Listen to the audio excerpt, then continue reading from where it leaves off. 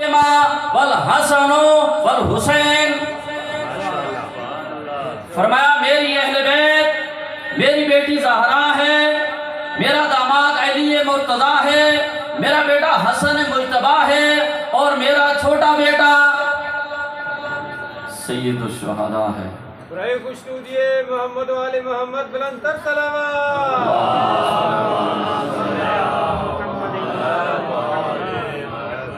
یہ وہ ہستیاں ہیں جن کی مودت، جن کی محبت اللہ نے قرآن میں ہم پہ فرض قرار دی ہے، اور اہل سنت برادران کے بڑے بڑے ائمہ یہ کہتے ہوئے نظر آتے ہیں۔ امام شافعی کا وہ شعر اور دیوان مشہور و معروف ہے، وہ فرماتے ہیں یا اہل بیت رسول اللہ حبکم فرض من اللہ فی القرآن، اے اہل بیت رسول، آپ کی محبت اللہ نے قرآن میں فرض قرار دی ہے۔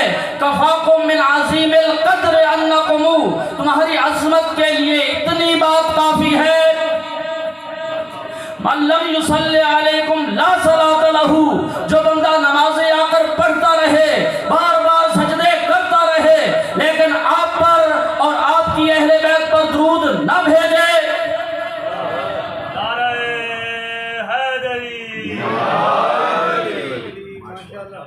میں اس بدبخت کی نماز ہی قبول نہیں کرتا۔ یہ محبت اہل بیت فرض ہے، اور امام شافعی یہ فرماتے ہیں ان کان حب آل محمد رفض، اگر آل محمد کی محبت کا نام رافضی ہونا ہے، فلیشہد الثقلان، تو یہ دونوں جہان گواہ رہیں۔ ہمیں کہتے ہیں کہ یہ رافضی ہیں۔ رافضی کسے کہتے ہیں؟ سب سے پہلے جس نے یہ رافضی کا لفظ استعمال کیا تھا وہ فرعون تھا، وہ جادوگر جو کہ جنہوں نے رسیاں پھینکی اور وہ سانپ بنے، اور حضرت موسیٰ علیہ السلام نے اپنا عصا پھینکا اور وہ بڑا اژدہا بنا اور ان رسیوں کو نگل گیا۔ جیسے ہی نگلا تو وہ جادوگر حضرت موسیٰ پر ایمان لائے، اور ایمان لانے کے ساتھ ساتھ اس وقت فرعون نے یہ کہا کہ تم رافضی ہو، یعنی تاریخ سے یہ ثابت ہو رہا ہے جو باطل کو چھوڑ کر حق کی طرف آ جائے اس کے لیے مسلمان لفظ رافضی استعمال کرتے ہیں۔ اور ہمیں کیوں کہتے ہیں؟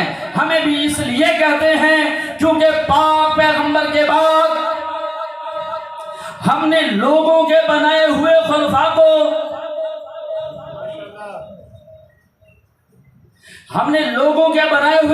کو وہ خلیفہ تسلیم نہیں کیا، بلکہ اس کو خلیفہ تسلیم کیا ہے جس کا بازو پکڑ کر خم غدیر کے مقام میں رسول خدا نے بار بار اعلان فرمایا تھا من کنت مولاہ فہذا علی مولا، جس کا میں مولا ہوں اس کا علی مولا ہے۔ اور یہ اتنا نہیں کیا تھا، روایت میں یہ ملتا ہے کہ پاک پیغمبر نے ایسے ہاتھ بلند نہیں کیا۔ اگر میں چھوٹا بچہ اٹھاؤں نا تو وہ بچہ جتنا میرے آگے آئے گا اتنا ہی میرا حصہ چھپ جائے گا۔ اگر اس سے تھوڑا سا بڑا بچہ اٹھاؤں تو جتنا جسم کے آگے ہے اتنا ہی میں چھپوں گا۔ لیکن اگر کوئی بندہ ایسا ہو جو میرے قد کے برابر ہو، میری جسامت کے برابر ہو، اور وہ میرے سامنے آ جائے تو کیا میں نظر آؤں گا؟ تو پاک پیغمبر نے کیا کیا؟ مولا علی علیہ السلام کو دونوں ہاتھوں سے اٹھایا اور سامنے والوں سے یہ فرمایا، پیچھے خواتین تھی، سامنے والوں کو بھی دکھایا، خواتین کو بھی ایسے مڑ کے دکھایا، اور یہ فرمایا من کنت مولا ہو فہذا علی مولا، جس کا میں مولا ہوں۔ یہ حدیث متواترہ ہے۔ اب اس حدیث سے انکار نہیں بن پڑ رہا کہ اس کا انکار کریں، یہ حدیث نہیں، بس لفظوں کے معانی تبدیل کرنے کی کوشش کر رہے ہیں۔ جتنے بھی معانی چینج کرنے کی کوشش کرتے ہیں کر لیں، لیکن ہم یہ کہتے ہیں جس معنی میں رسول کو مولا مانتے ہو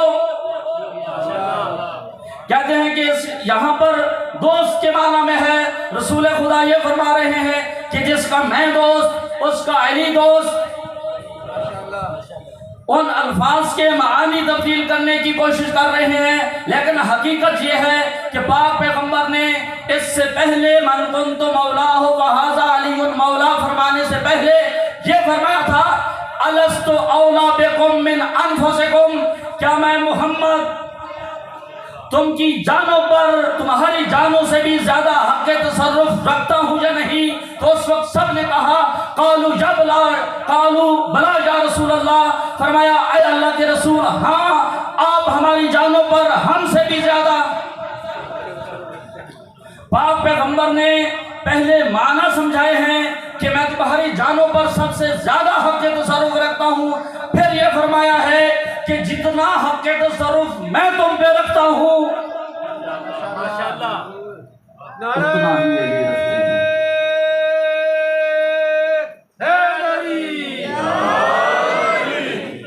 اتنا ہی مولا علی رکھتے ہیں۔ تھوڑی سی میں وضاحت کرتا چلوں، تھوڑی سی۔ کہتے ہیں کہ دوست، اگر دوست معنی لے لیا جائے تو کیا ہم یہ قابلیت رکھتے ہیں کہ رسول خدا کے دوست قرار پائیں؟ کیا یہ الفاظ ہمیں جچتے ہیں کہ ہم یہ کہیں کہ ہم رسول کے دوست ہیں؟ یا یہ کہنا چاہیے کہ یا رسول اللہ ہم تو آپ کے قدموں کی خاک ہیں؟ عجیب معاملہ ہے، وہ ہستی کہ جو تمام نبیوں کی سردار ہے اس کے لیے فرما رہے ہیں، یہ ترجمے جو مسلمان کر رہے ہیں اسی بارے میں بات کر رہا ہوں کہ وہ ہستی جو تمام نبیوں کی سردار ہیں، حضرت ابراہیم کا دوست تو اللہ ہو، اور تیرا اور میرا اور عام شہروں پہ چلنے والے عام مسلمان کا دوست محمد مصطفیٰ، وہ محمد جو ابراہیم کا بھی سردار ہے نہیں۔ یہاں پر دوست کا معنی نہیں بلکہ آقا و سردار کا معنی ہے۔ رسول خدا یہ فرما رہے ہیں کہ جس کا میں آقا ہوں، جس کا میں سردار ہوں، اسی کا آقا و سردار علی ہے۔ اگر پاک پیغمبر کے دنیا سے جانے کے بعد کسی اور کو پاک پیغمبر کی مسند پہ بٹھانا چاہتے ہو تو یہ سوچ لو کہ پاک پیغمبر اپنی زندگی میں یہ فرما گئے تھے کہ جس کو تم یہ بٹھا رہے ہو اس کے بھی سردار ہیں علی۔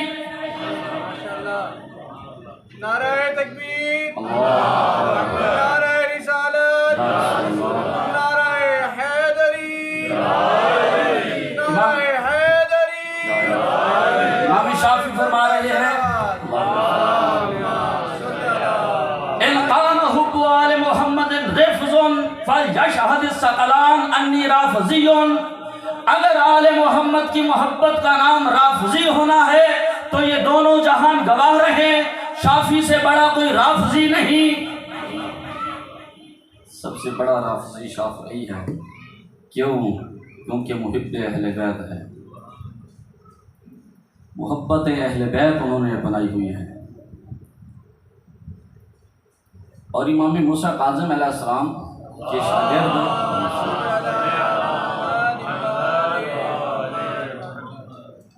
ابو حمزہ سمالی سے امام نے فرمایا اے ابو حمزہ سمالی یہ تو بتاؤ ای البقاع من الارض افضل، روئے زمین کا وہ کون سا ٹکڑا ہے جو تمام روئے زمین کے ٹکڑوں سے افضل ہے؟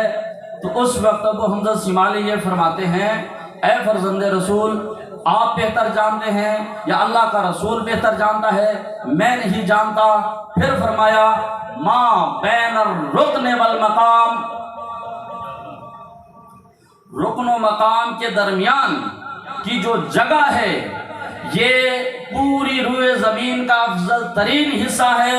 پھر فرمایا اللہ اگر کسی بندے کو حضرت نوح جتنی عمر دے اور وہ راتیں اپنی عبادت خدا میں گزارے اور دن روزوں کے ساتھ گزارے، حتی لقی اللہ، حتی لقی اللہ من غیر ولایتنا، लम यनफाहु ज़ालिक, यहाँ तक कि सदके भी देता रहे, इतनी उम्र भी गुजार दे और फिर उसे इस हालत में मौत आए कि उसके दामन में हम अहले बैत की मोहब्बत ना हो, लम यनफाहु ज़ालिक, तो ये जितने भी आमाल अंजाम दिए हैं इसको जर्रा बराबर फायदा नहीं होगा। तो जो है और पाक पैगंबर ने बारहा फरमाया, मा बालु अक़वामुन इज़ा ज़ुकिर आलु इब्राहीम फ़ारिहु वस्तबशरू, इन लोगों को क्या हो गया है जब भी हजरत इब्राहीम और उनकी आल का जिक्र किया जाता है तो इनके चेहरों पे मुस्कुराहट आ जाती है, खुश हो जाते हैं। व इज़ा ज़ुकिर आलु मुहम्मदिन वश्मअज़्ज़त क़ुलूबुहुम, जैसे ही मेरी आल का जिक्र होता है तो जो है आप देखते नहीं हैं मसाजिद में और बाकी मकामात पे, जैसे ख़त्म कहाँ कहीं पे होता है वहाँ पर जैसे अंबिया के जिक्र हो रहे होते हैं लोग खुशी से सुन रहे होते हैं, जैसे आले मोहम्मद का जिक्र आता है वश्मअज़्ज़त क़ुलूबुहुम, इनके चेहरे बिगड़ जाते हैं। पाक पैगंबर ने फरमाया, वल्लज़ी नफ्सु मुहम्मदिन बियदिही, मुझे उस ज़ात की कसम जिसके कब्ज़े कुदरत में मैं मोहम्मद की जान है, लो अतल अब्दु यौमल क़ियामत बि आमाल सबईना नबिया, अगर क़यामत वाले दिन कोई बंदा आ जाए और उसके नामे आमाल में 70 नबियों जितने आमाल दर्ज हों, अमाल नामे में 70 अंबिया जितने अमाल दर्ज हों, लेकिन मेरी और मेरी अहले बैत की मोहब्बत दर्ज ना हो, और मैं उसको कुछ फ़ायदा नहीं देगी। आप जो बैठे हैं कोई भी, ये सारे भी मिल जाएं तो सारे मिलकर भी एक नबी जितने अमाल अंजाम दे सकते हैं, एक नबी जितने अमाल अंजाम नहीं दे सकते, तो 70 अंबिया तो पूजा एक के एक नबी जितने अमाल भी अंजाम देने से हम कासिर हैं। और ये बार बार मोहब्बत अहले बैत के बारे में पाक पैगंबर क्यों इसरार फरमा रहे हैं, अला उज़क्किरुकुम बि अहले बैती, अला उज़क्किरुकुम बि अहले बैती, मैं बार बार अपनी अहले बैत के बारे में आपको ताकीद करता हूँ, मैं बार बार अपनी अहले बैत के बारे में ताकीद करता हूँ। या रसूल अल्लाह, आपकी उम्मत तो आपसे मोहब्बत करती है, एक बार ही फरमाते तो काफ़ी है, आप बार बार क्यों कह रहे हैं? रसूल खुदा जानते थे कि मेरी उम्मत के लोग मेरी अहले बैत को छोड़ देंगे। है या नहीं ऐसा? छोड़ा हुआ है या नहीं ऐसा? और बाप पैगंबर बार बार ताकीद फरमा रहे हैं और फरमा रहे हैं कि तारिकुन फीकुम सकलैन किताब अल्लाह व इतरती अहले बैती मा इन तमस्सकतुम बिहिमा लन तज़िल्लु बअदी अबदा। मैं अपने बाद 2 चीजें छोड़कर जा रहा हूँ, एक अल्लाह की किताब है, दूसरी मेरी अहले बैत है। मा इन तमस्सकतुम बिहिमा लन तज़िल्लु बअदी अबदा, जब तक तुम इन दोनों से मुतमस्सिक रहोगे।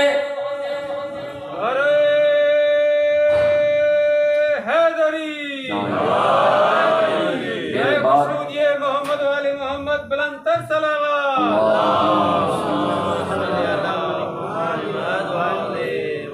जब तक मेरी अहले बैत से मुतमस्सिक रहोगे कभी गुमराह नहीं होगे। और इमाम हुसैन अलैहिस्सलाम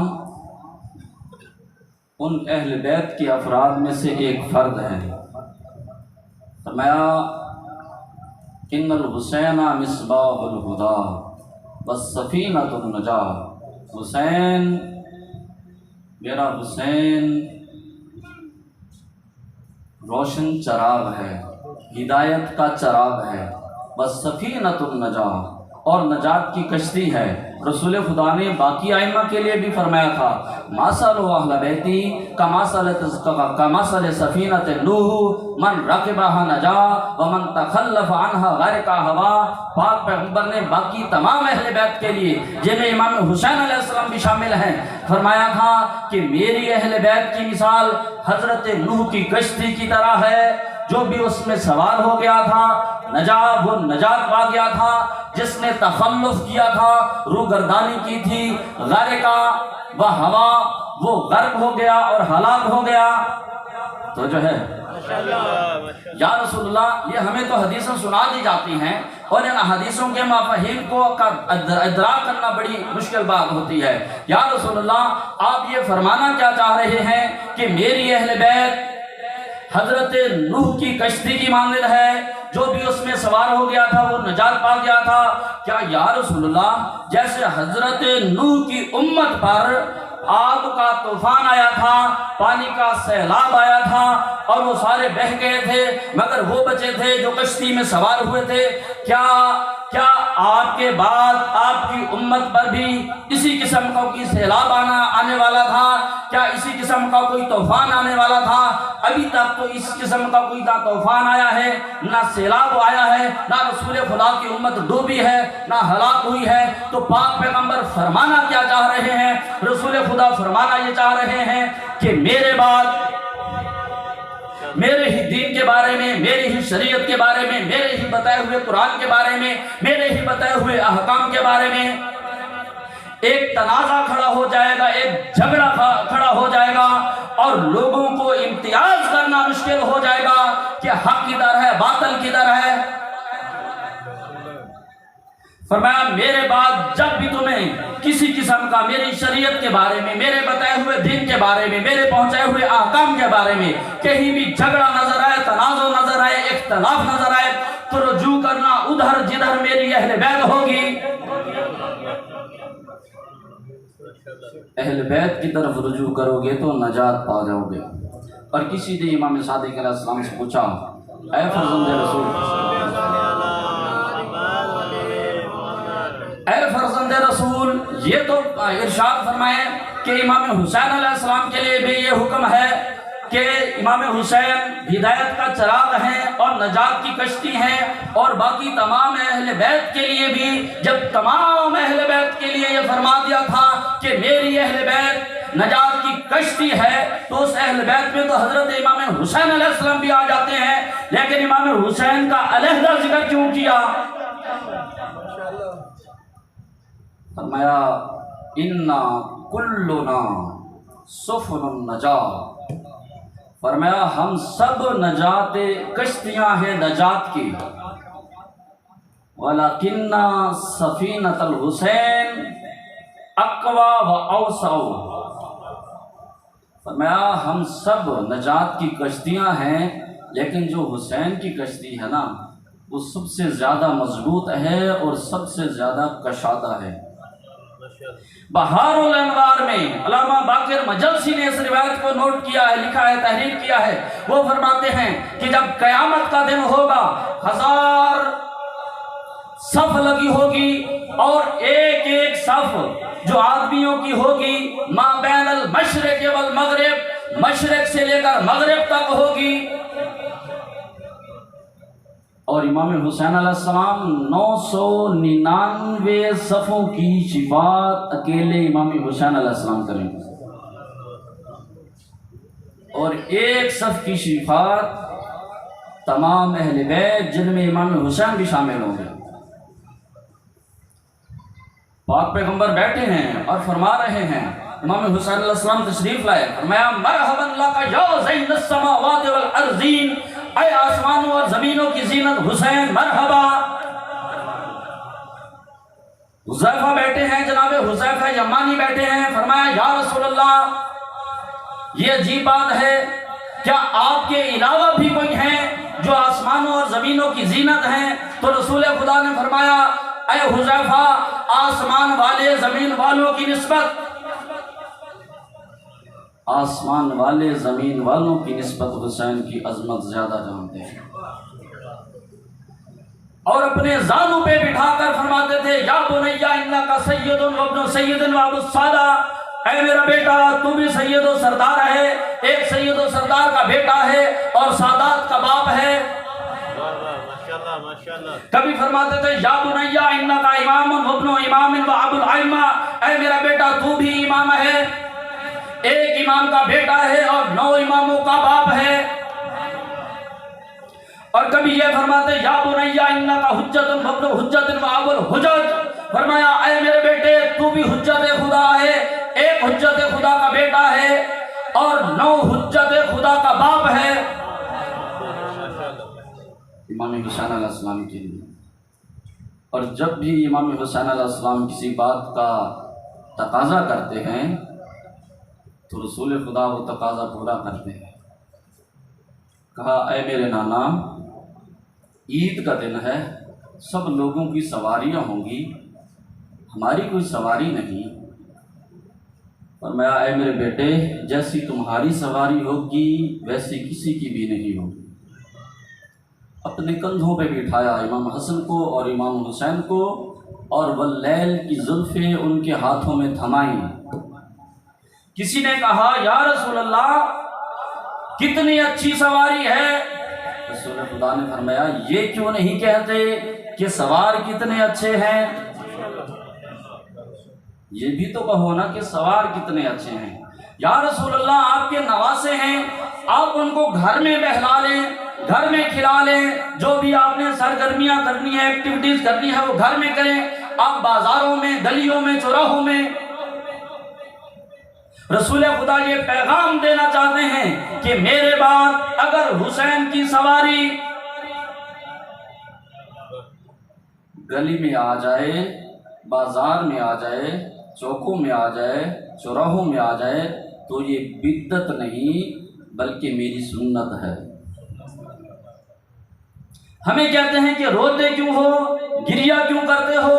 یہ پوری کائنات کی واحد قوم ہے جو اپنے نئے سال کا آغاز رونے سے کرتی ہے، گریہ سے کرتی ہے۔ اور آج کل کے ڈاکٹر بھی کہہ رہے ہیں کہ جن آنکھوں سے آنسو نکلتے رہتے ہیں وہ جو مائنڈ ہے فزیکلی طور پر تندرست رہتے ہیں۔ اور قرآن نے بھی یہ کہا فَلْيَبْكُوا كَثِيرًا وَلْيَضْحَكُوا قَلِيلًا، تمہیں رونا زیادہ چاہیے، ہنسنا کم چاہیے۔ کیا قرآن کے اس فارمولے پہ مکتب اہل بیت کے پیروکاروں کے علاوہ بھی کوئی ہے؟ سورہ توبہ کی آیت ہے، جو عمل کرتے ہوں نہیں، ملیں گے بھی نہیں، ملیں گے بھی نہیں۔ اور رسول کی سنت کے طریقے کون سے ہیں؟ رسول خدا فرما دیں، قول رسول وہ بھی سنت ہے، فعل رسول رسول خدا خود انجام دیں وہ بھی سنت ہے، تقریر رسول رسول خدا کے سامنے کوئی کام انجام ہو اور رسول خدا روکے نہیں وہ بھی گویا تائید رسول ہے اور وہ بھی سنت ہے۔ آئے دیکھیں سنت کی روشنی میں امام حسین پہ رونا سنت ہے یا نہیں؟ امام حسین علیہ السلام کے دنیا میں آنے کے بعد سب سے پہلے عزادار رسول خدا ہیں، سب سے پہلے عزادار رسول خدا ہیں۔ جیسے دنیا میں تشریف لائے، رسول خدا آئے، ہاتھوں پہ اٹھایا، دائیں کان میں اذان کہی، دائیں کان میں اقامت پڑھی اور پھر رونا شروع کر دیا۔ جناب خاتون جنت پوچھتی ہیں اے بابا، اللہ نے آپ کو اتنا پیارا نواسہ عطا فرمایا ہے، آپ رو رہے ہیں، آپ کو تو خوش ہونا چاہیے۔ رسول خدا نے فرمایا اے میری لخت جگر، اے میری لخت جگر، اے میری بیٹی، ابھی ایک فرشتہ آیا ہے اور اس نے مجھے یہ خبر دی ہے کہ تیرے اس نواسے کو تیری امت کے لوگ 3 دن کا بھوکا اور پیاسا دشت کربلا میں شہید کر دیں گے۔ میں اس مرحلے کو یاد کر کے رو رہی ہوں۔ اس وقت جناب خاتون جنت نے فرمایا اے بابا، جب میرے بیٹے کو قتل کیا جائے گا کیا آپ ہوں گے؟ فرمایا نہیں بیٹا، میں نہیں ہوں گا۔ اور پھر پوچھا کیا علی ہوں گے، حسن ہوں گے، حسین ہوں گے؟ فرمایا کوئی بھی نہیں ہوگا، آپ بھی نہیں ہوں گی۔ پھر پوچھا اے بابا، جب کوئی بھی نہیں ہوگا تو میرے حسین پہ روئے گا کون؟ رسول خدا نے فرمایا اے میری بیٹی، اللہ ایک ایسی قوم پیدا کرے گا جس کے جوان، جس کے بوڑھے، جس کے بچے، جس کی خواتین تیرے حسین کو روئیں گی، تیرے حسین پہ گریہ کریں گی۔ رسول خدا خود رو رہے ہیں، کیا رسول خدا نے خود رو کر نہیں بتایا کہ میرے بیٹے کے غم میں رونا میری سنت ہے؟ اور حضرت حمزہ کی شہادت کے بعد جب مدینہ تشریف لائے اور وہاں پر یہ فرمایا سارے رو رہے ہیں لیکن میرے حمزہ پر کوئی رونے والا نہیں۔ یہ شبلی نعمانی نے اپنی جو سیرت النبی کی پہلی جلد ہے اس میں لکھا ہے اور فرمایا کہ میرے چچا حمزہ پر کوئی رونے والی نہیں۔ اور اس وقت خواتین آئیں اور انصار نے کہا اپنی بیویوں کو جاؤ، اور رسول کے دروازے پر آئیں اور روئیں اور ماتم کیا، اور رسول خدا نے یہ فرمایا میں تمہاری ہمدردی کا شکریہ ادا کرتا ہوں۔ کیا یہ بھی تائید رسول ہوئی یا نہ ہوئی؟ کیا یہ بھی سنت بنی یا نہ بنی؟ یہ مسلمانوں کی منطق بڑی عجیب ہے، جس چیز کے بارے میں ان کا دل کہتا ہے اس کو سنت بنا لیتے ہیں، جس چیز کے بارے میں ان کا دل نہیں کہتا اس کو سنت نہیں بناتے۔ نہیں میرے دوست، یہ تمہارے اوپر شریعت نازل نہیں ہوئی، یہ تمہارے اوپر دین نازل نہیں ہوا، یہ محمد مصطفیٰ پر دین نازل ہوا تھا، یہ محمد مصطفیٰ کی بتائی ہوئی شریعت ہے، یہ ان کے بتائے ہوئے احکام ہیں، اور ان کے بتائے ہوئے احکامات کے مطابق رونا بھی سنت بنتا ہے، عزاداری منانا بھی سنت بنتا ہے، اور یہ وفا کا تقاضا بھی بنتا ہے کہ ہم سب کو چھوڑ کر رسول کے نواسے کے غم میں آ کر بیٹھتے ہیں اور رسول کے نواسے کا غم مناتے ہیں۔ امام حسین کون ہے؟ امام حسین وہ ہستی ہیں کہ رسول خدا گھر میں تشریف فرما ہے، اپنی بیوی اپنی زوجہ محترمہ سے یہ فرماتے ہیں اے میری زوجہ میں تھکا ہوا ہوں، میں آرام کے لیے جا رہا ہوں، اب کوئی بھی آئے تو مجھے بیدار نہ کرنا، مجھے نہ اٹھانا۔ کیا ہوا؟ تھوڑی دیر میں امام حسین علیہ السلام آئے، پوچھا اے اماں جان، اے میری نانی، میرے نانا کدھر ہیں؟ تو فرمایا وہ آرام فرما ہیں، اور انہوں نے یہ کہا ہے کہ کوئی بھی آئے تو کسی کو بھی اندر نہ آنے دینا۔ امام حسین نے فرمایا اے میری نانی، کیا میرے لیے بھی یہ کہا ہے؟ رسول خدا یہ آواز سن رہے تھے، رسول خدا نے آواز دی اے ام سلمہ میرے نواسے کو اندر آنے دو۔ امام حسین اندر گئے، منظر کیا تھا؟ اپنے سینے کی طرف اشارہ کیا، فرمایا ہونا یا حسین، ہونا یا حسین، حسین میرے سینے پہ قدم رکھو، اے حسین میرے سینے پہ قدم رکھو۔ امام حسین علیہ السلام نے اپنے قدم رسول کے سینے پہ رکھے۔ یہ وہی حسین ہے جس کے لاشے پہ آج کے دن گھوڑے دوڑ گئے ہیں، اور جس کا لاشا آج پامال ہو گیا ہے۔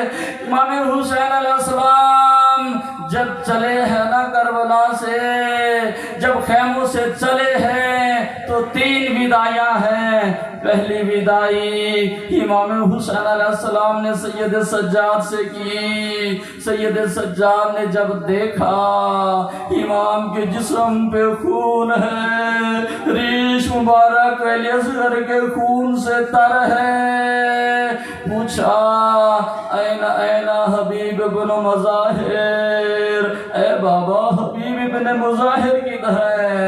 این این زہیر ابن قین، زہیر ابن قین کہاں ہے؟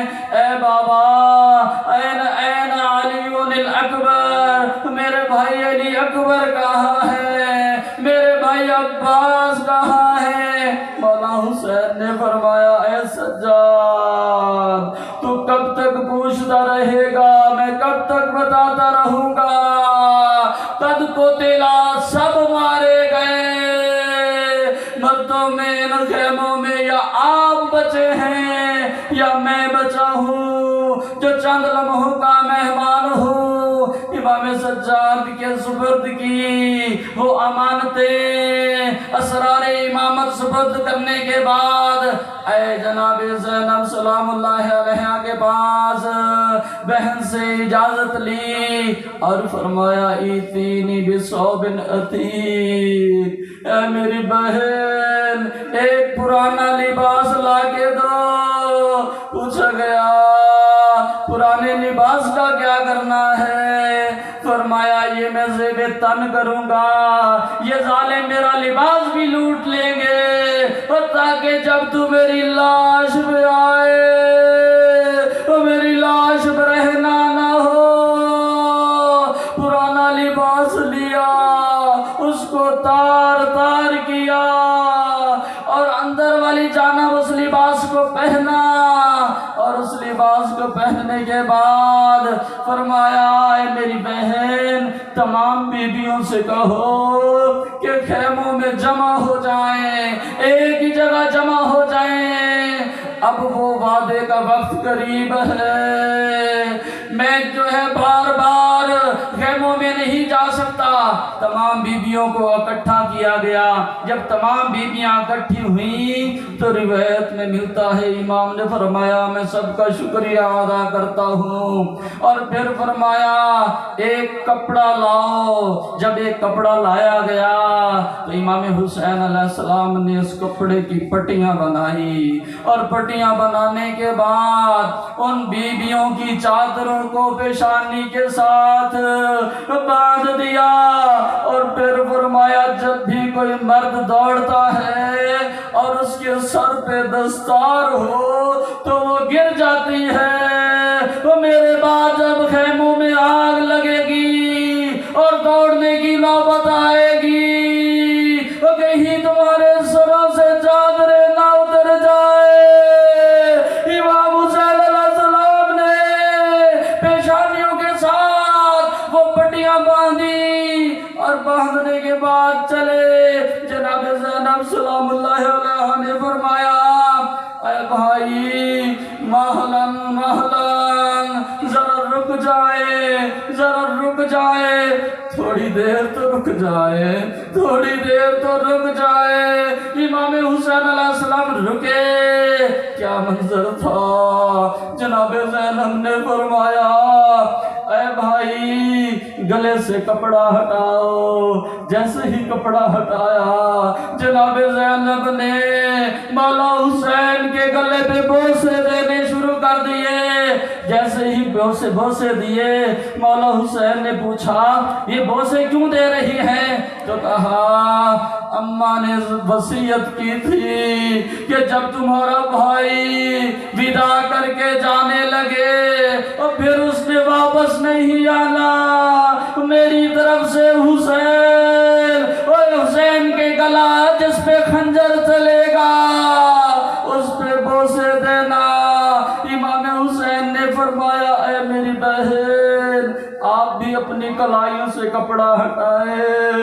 جناب زینب نے کپڑا ہٹایا، مولا حسین نے بوسے دیے اور فرمایا میرے بابا نے وصیت کی تھی کہ ودا کے وقت اپنی بہن کے کلائیوں کے بوسے دینا، میں وہ وعدہ پورا کر رہا ہوں، اس وصیت کو پورا کر رہا ہوں۔ اور پھر چلے جب خیموں سے باہر نکلے آواز دی ایکم یقدم جوادی، اے میرے شہسوارو کوئی تو آؤ جو مجھے سواری پہ سوار کرو۔ لیکن کون آتا؟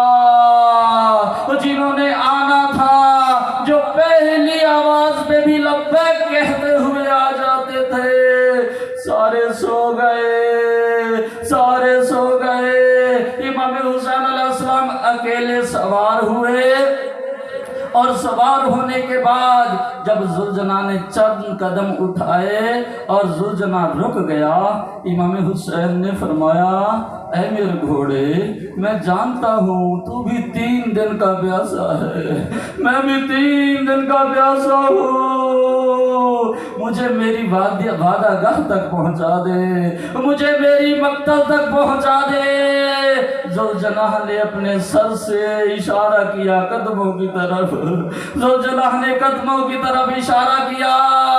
جیسے ہی مولا حسین نے دیکھا کیا منظر ہے، 4 سال کی سکینہ ہے جس نے ذوالجلال کے قدموں کو پکڑا ہوا ہے اور یہ فریاد کر رہی ہے، اے میرے باپ، اے میرے بابا کے ذوالجلال، جو بھی گیا ہے واپس نہیں آیا، میرے بابا کو میدان میں نہ لے جا۔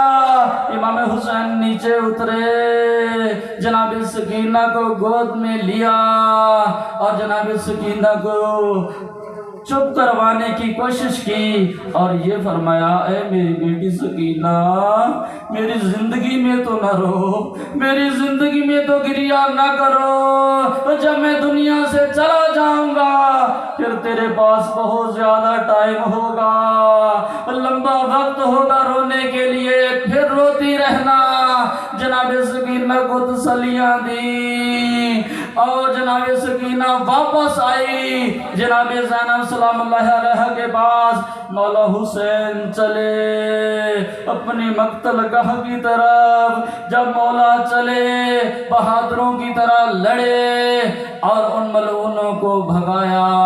وہ ملعون جب بھاگے اور اس وقت آواز آئی، یا ایتھا النفس المطمئنہ ارجعی الی ربک راضیۃ مرضیہ، اے نفس مطمئنہ واپس لوٹ آ، واپس لوٹ آ، تیرا رب تجھ سے راضی ہے اور تو اپنے رب سے راضی ہے۔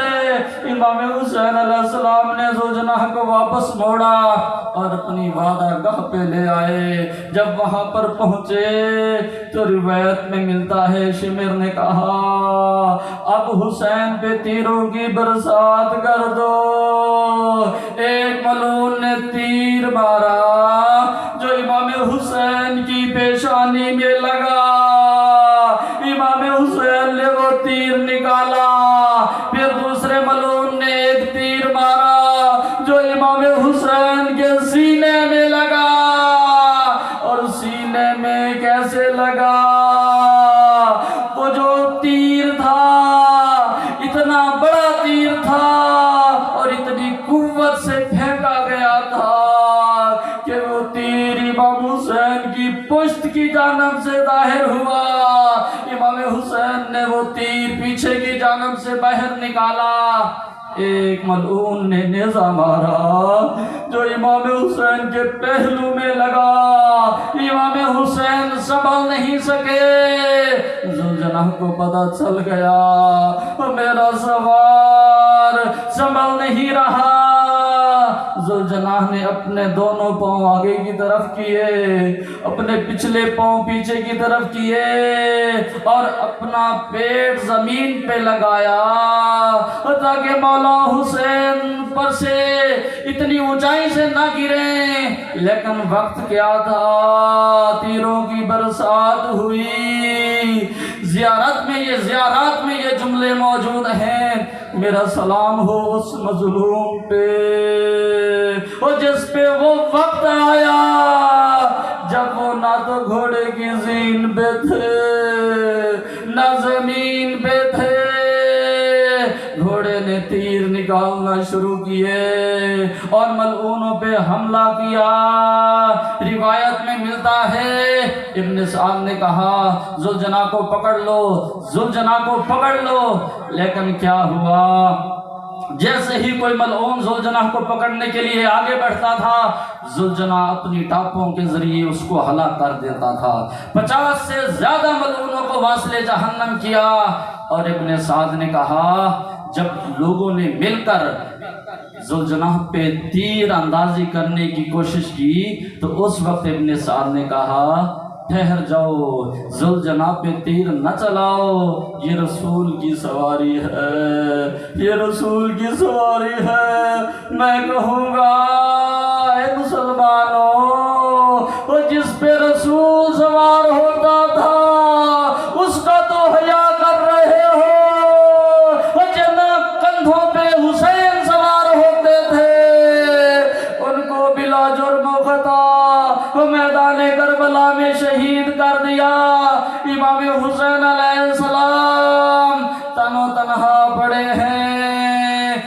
میں جرأت نہیں کہ آگے بڑھے۔ امام سجاد سے پوچھا گیا تھا کہ مولا حسین کو کیسے شہید کیا گیا؟ مولا فرماتے ہیں کہ پس گردن خنجر چلایا گیا تھا۔ امام زمانہ فرماتے ہیں بشمر جالس علی صدرہ، شمر مولا حسین کے سینے پہ سوار ہوا، اور سوار ہونے کے بعد آگے زن میں لحیتے ہی امام کی داڑھی کو پکڑا، امام کو تماچے مارنے لگ گیا، امام کو تماچے مارنے لگا، اور پھر امام کو کبھی اس جانب پلٹتا ہے کبھی اس جانب پلٹتا ہے۔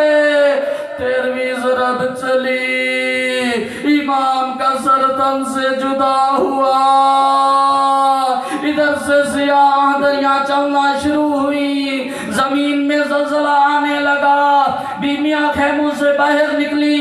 سید سجاد نے پوچھا کون سی مصیبت آ گئی ہے؟ بیویاں یہ کہنے سے تو عاجز آ گئی، اور اتنا کہا ام خیمے کے پردے اٹھاتی ہے، آپ خود دیکھ لے۔ امام سجاد نے دیکھا، شمر کے ہاتھ میں مولا حسین کا کٹا ہوا سر تھا۔ اللہ لعنت اللہ علی قوم الظالمین وسیعلم الذین